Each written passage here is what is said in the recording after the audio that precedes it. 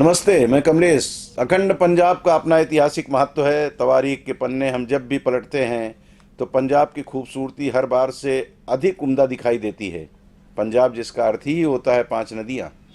झेलम, चिनाब, रावी, ब्यास, सतलुज नामक नदियों का मीठा जल ही तो है जिसने सदियों से इसी पंजाब के जरिए भारत की ओर, जहाँ दुनिया के जाने माने संतों फकीरों को हमारी तरफ आकर्षित किया, तो वहीं पंजाब के रास्ते ही शक, हूण, पठान व मुगलों ने भी हिंदुस्तान में प्रवेश कर यहाँ अपना साम्राज्य स्थापित किया।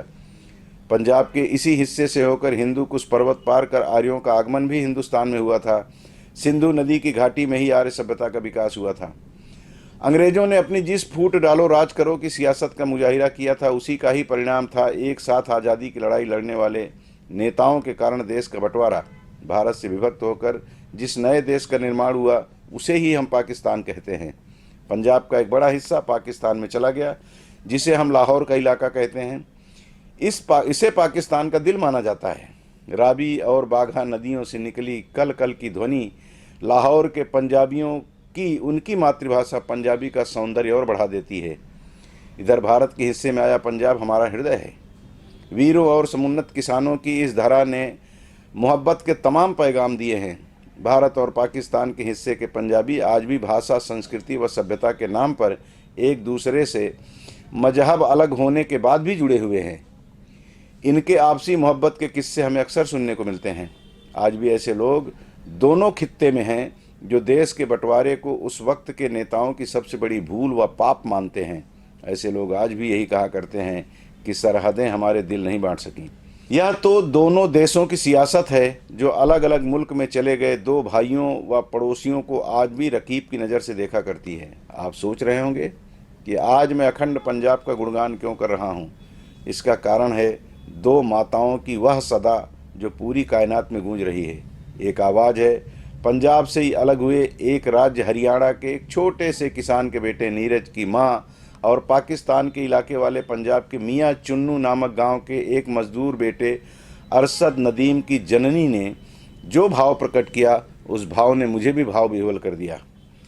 पेरिस ओलंपिक में जेवलिन थ्रो के मुकाबले में पाकिस्तान के अरशद नदीम ने स्वर्ण तो भारतीय खिलाड़ी नीरज ने रजत पदक हासिल कर अपने अपने देश का मान बढ़ाया।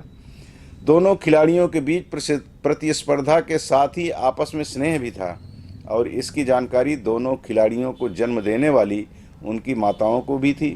तभी तो सरोज ने कहा कि नदीम भी मेरा बच्चा है, उसने स्वर्ण पदक जीता है तो मुझे भी खुशी है।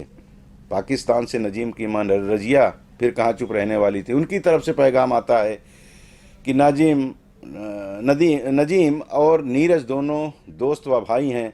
अल्लाह नीरज पर भी कृपा करें ताकि वह आगे स्वर्ण पदक जीत सके। सरोज और रजिया की आवाज़, यह भाव उस अखंड पंजाब से आए हैं जिसके जर्रे जर्रे की मैं तारीफ़ कर रहा था। भारत और पाकिस्तान के मध्य चल रही दुश्मनी की बयार के मध्य मोहब्बत की इस खूबसूरत हवा ने दोनों मुल्कों को महका दिया है।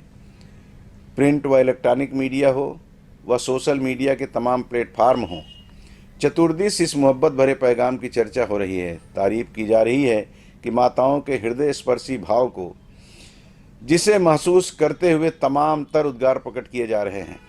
अच्छा लग रहा है जहां दोनों देशों में एक दूसरे को नापाक नज़रों से देखा जा रहा है, वहां अगर दो माताएं बलिहारी जाने वाली नज़रों से एक दूसरे मुल्क के दोस्त खिलाड़ियों की सलामती व कामयाबी की दुआ मांग रही हों, उस दौर में यही लगता है कि दोनों देश के हुक्मरान काश एक बार फिर आपस में गले मिलने का माहौल बना पाते।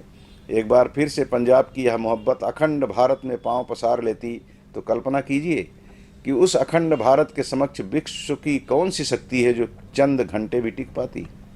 हिंदू मुस्लिम का खेल खेलने वाले सियासतदां भारत, पाकिस्तान और बांग्लादेश में रहकर अपना वजूद बनाए रखने का प्रयास कर रहे हैं। अगर सभी मिलकर सरोज और रजिया की भावना के अनुरूप एक दूसरे को अपना भाई मानते हुए आगे बढ़कर एक दूसरे को अपने आगोश में ले लेते तो फिर क्या कहने। खैर, अपनी भावनाओं पर नियंत्रण पाते हुए मैं अंत में बशीर बद्र का 2 शेर आज सुनाऊंगा कि अजब रात थी कल तुम भी आके लौट गए।